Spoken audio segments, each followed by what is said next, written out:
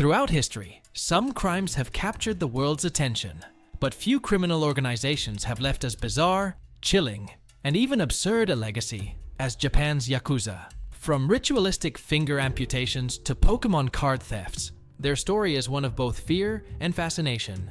And as of late 2024, yakuza membership has plummeted to a record low of just 18,800, marking the lowest number ever recorded since Japan began tracking them.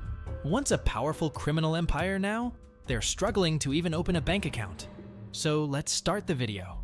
Introduction. Welcome to the strange and shifting world of Japan's yakuza, an underworld that has fascinated historians, journalists, and the public for decades.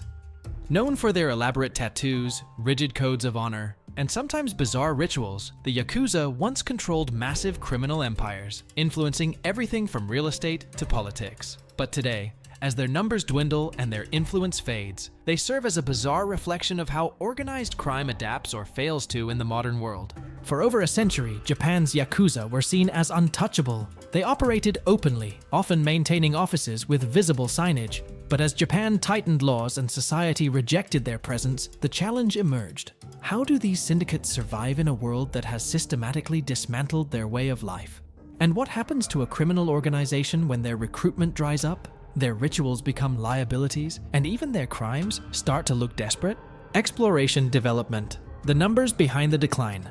At their peak in 1963, Japan's yakuza membership soared to 184,100 members. Fast forward to today, and that number has collapsed by nearly 90%, down to 18,800 combined full members and associates. Just 10 years ago, in 2014, over 22,000 yakuza were arrested. In 2024, that number dropped to 8,249, another record low. Much of this decline can be traced to Japan's relentless legal crackdown.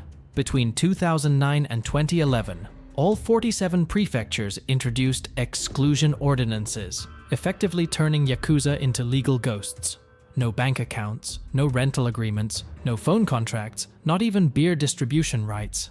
Try living without a cell phone or renting an apartment, it's nearly impossible. Rituals and codes. Tradition meets modern problems. The yakuza's rituals, once symbols of loyalty and brotherhood, now often feel more like liabilities. Take yubitsume, the infamous finger-cutting ceremony. When a member breaks the rules, they slice off part of their finger to atone. But in modern Japan, missing fingers scream criminal to police and employers. In one recent case, a 58-year-old Kodo Kai member cut off his finger, billed national health insurance for surgical repair, and was arrested for insurance fraud. Tattoos too, once proudly hand-poked over years, have become social and legal red flags. Full-body irezumi might impress your yakuza brothers, but they'll also get you barred from gyms, hot springs, hospitals, and countless public spaces. Legal and financial squeeze. Starting with the 1991 anti-boryokudan law, Japan systematically dismantled the yakuza's business model. Laws now make bosses personally liable for crimes committed by their underlings. In 2021, a Sumiyoshi Kai boss was ordered to pay 652 million yen, around $6 million for his gang's crimes. That same year, a Kudo Kai boss received a death sentence, later reduced to life imprisonment, for ordering 3 murders. And it's not just criminal liability. Banks refuse their business. Gas companies won't set up service. Even renting basic equipment requires disclosure of non-involvement with organized crime. The system is designed to make daily existence nearly impossible for known members. Generational shift, the recruitment crisis. Perhaps the most existential threat to the yakuza isn't the police, it's demographics. Today, over 42% of yakuza members are over 60 years old. The average age? 54.2 years. Only 5.4% are in their 20s. The younger generation simply isn't interested.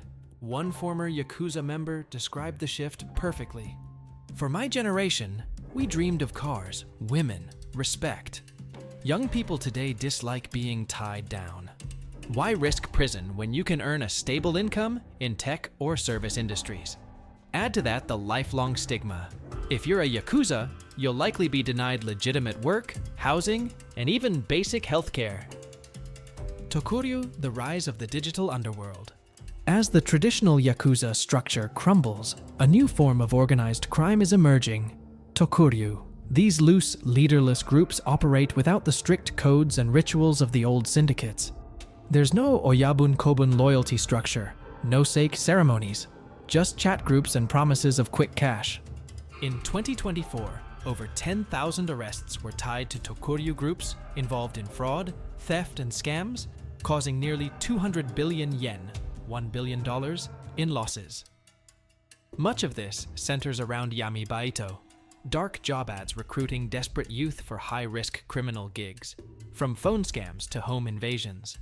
One particularly gruesome case involved a tokuryu group that murdered a 75-year-old man in Kanagawa during a botched robbery in 2024. The police have responded with sophisticated undercover operations, even posing as job posters, to catch these criminals in the act. Modern crimes, from Pokemon heists to elder scams. While elder scams, or tokushu sagi, dominate the criminal landscape, some of the crimes have veered into the absurd. In one 2024 case, a retired yakuza was caught stealing Pokemon cards worth less than 20,000 yen.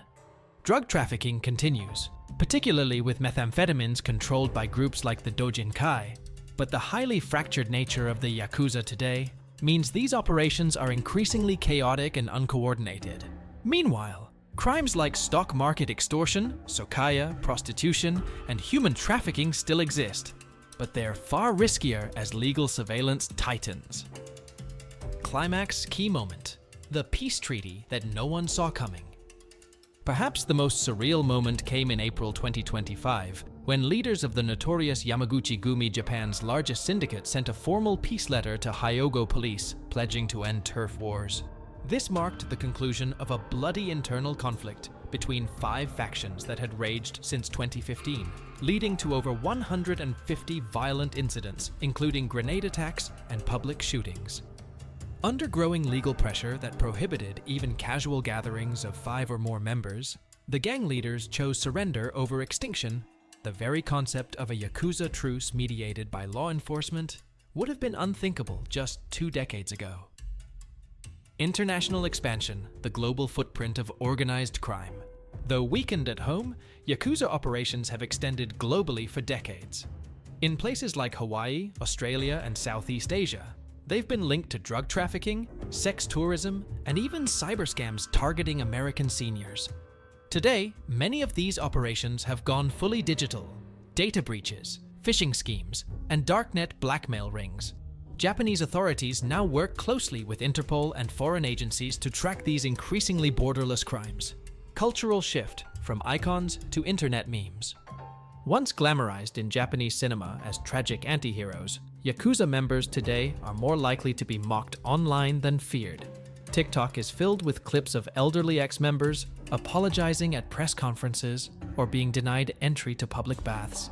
Headlines like "Yakuza boss caught stealing Pokemon cards" reduce what was once a fearsome organization to meme material.